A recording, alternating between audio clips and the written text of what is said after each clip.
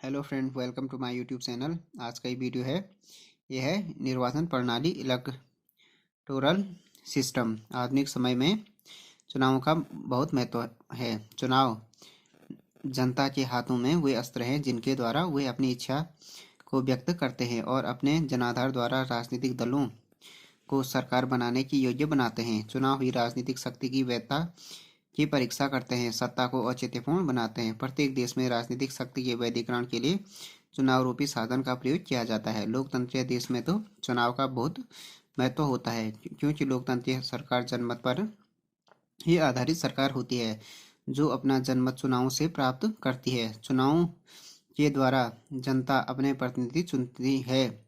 इस प्रक्रिया को चुनाव प्रणाली कहा जाता है। इस तरह चुनाव प्रणाली ही प्रतिनिधित्व प्रणाली का आधार है। आज सभी देशों में दो प्रकार की चुनाव प्रणालियां हैं। एक तो है प्रत्यक्ष चुनाव प्रणाली, दूसरा है अप्रत्यक्ष चुनाव प्रणाली। तो किसी भी देश में क्या होता है कि जो लोकतांत्रिक सरकार है वो जनमत पर आधारित होती है। अपने जनमत चुनावों से ही प्राप्त करते हैं। कोई भी डेमोक्रेटिक कंट्री में प्रतिनिधि चुनावों के द्वारा जनता क्या करती है, अपनी प्रतिनिधि को चुनती है। इस प्रक्रिया को चुनाव प्रणाली कहा जाता है। जनप्रतिनिधि को चुनना ही चुनाव प्रणाली है। तो चुनाव प्रणाली प्रतिनिधित्व प्रणाली का आधार है। आज सभी देशों में दो प्रकार की चुनाव प्रणाली, एक तो हो गया प्रत्यक्ष, दूसरा हो गया अप्रत्यक्ष। अब हो गया प्रत्यक्ष चुनाव प्रणाली क्या है। जब मतदाता अपने उम्मीदवार या प्रतिनिधि प्रत्यक्ष रूप से वोट डालकर चुनते हैं। जब क्या होता है कि मतदाता होता है, जो वोटर होता है, वो अपने उम्मीदवार या प्रतिनिधि को क्या करता है, प्रत्यक्ष रूप से वोट डालकर चुनते हैं, तो उसे प्रत्यक्ष चुनाव प्रणाली कहा जाता है। इस प्रणाली के अंतर्गत क्या होता है कि उम्मीदवार स्वयं मतदाता के पास जाकर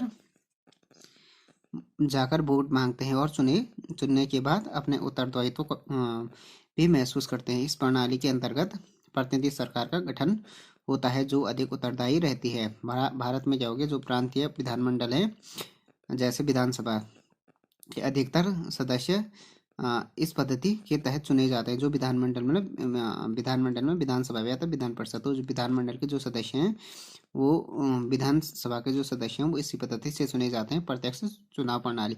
स्थानीय निकाय हो गए, चाहे लोकसभा के जो सदस्य हैं उनका भी चुनाव भी भारत में प्रत्यक्ष चुनाव प्रणाली के द्वारा होता है। प्रत्यक्ष चुनाव प्रणाली के गुण। फर्स्ट गुण हो गया, यह प्रणाली क्या है, लोकतंत्र के अनुकूल है, क्योंकि इसमें जनता व सरकार का सीधा संबंध बना रहता है। दूसरा हो गया, इसमें लोगों में राजनीतिक चेतना उत्पन्न होती है। तीसरा हो गया, इसमें निर्वाचन संबंधी भ्रष्टाचार के पनपने की संभावना कम है। चौथा हो गया, इसमें जनता को पूरी स्वतंत्रता प्राप्त होती है। पांचवा, इससे उत्तरदायी सरकार का जन्म होता है। छठा हो गया, इससे लोगों को राजनीतिक शिक्षा मिलती है और वे अपने अधिकारों व कर्तव्यों के प्रति जागरूक बनते हैं। उसके बाद हो गया प्रत्यक्ष जो चुनाव प्रणाली है उसके दोष। ये प्रणाली क्या है, अत्यधिक खर्चीली है। इसमें दलबंदी के सभी दोष उजागर हो जाते हैं। इसमें क्या होता है कि तीसरा जो दोष है इसका, इसमें चुनाव प्रणाली की चकाचौंध के कारण अयोग्य व्यक्ति भी चुने जा सकते हैं। चौथा हो गया, इसमें चुनावी भ्रष्टाचार अप्रत्यक्ष रूप से अवश्य पनपने लगता है। इस प्रकार कहा जा सकता है कि प्रत्यक्ष चुनाव प्रणाली में अनेक अवगुण हैं, लेकिन फिर भी यह क्या है कि विश्व के अनेक देशों में अपनाई गई है। इसको अपनाया जाना ही इसके महत्व को इंगित करता है। उसके बाद हो गया अप्रत्यक्ष। दूसरा हो गया अप्रत्यक्ष चुनाव प्रणाली। अप्रत्यक्ष चुनाव प्रणाली, यह प्रणाली प्रत्यक्ष चुनाव प्रणाली पर आधारित है। प्रत्यक्ष रूप में जो प्रतिनिधि जनता द्वारा चुने जाते हैं वह आगे कुछ और प्रतिनिधियों का चुनाव करते हैं। जैसे प्रत्यक्ष रूप से जो प्रतिनिधि, जैसे विधानसभा में क्या होता है, जो विधायक होते हैं वो राज्यसभा के सदस्यों को चुनते हैं, तो वो क्या होगी, प्रत्यक्ष रूप से जो जनता द्वारा चुने जाते हैं वो आगे कुछ प्रतिनिधियों को चुनाव करते हैं। इसे अप्रत्यक्ष चुनाव प्रणाली कहा जाता है। इस तरह इसमें जनता द्वारा प्रत्यक्ष निर्वाचन में भाग नहीं लिया जाता। इसमें प्रतिनिधियों का चुनाव जनता द्वारा चुने हुए प्रतिनिधियों के निर्वाचन मंडल द्वारा ही होता है। भारत में राष्ट्रपति का चुनाव हो गया, तो ये राष्ट्रपति का चुनाव लोकसभा और विधानसभा और राज्यसभा के सदस्य करते हैं। राज्यसभा के जो सदस्य हैं उनका चुनाव विधानसभा के सदस्य करते हैं, और विधान परिषद की निर्वाचन पद्धति भी इसी पद्धति से होता है, प्रत्यक्ष चुनाव प्रणाली से।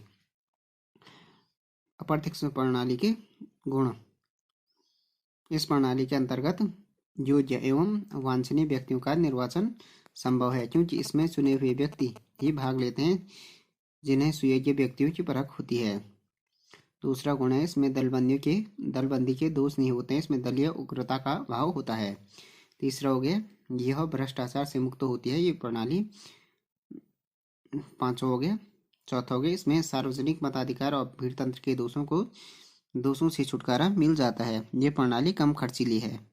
अब हो गया प्रत्यक्ष प्रणाली के कुछ अवगुण भी है, कुछ दोष भी है। ये प्रणाली क्या है, अलोकतांत्रिक मतलब अनडेमोक्रेटिक है, क्योंकि इसमें मतदाता और प्रतिनिधियों का प्रत्यक्ष संपर्क टूट जाता है।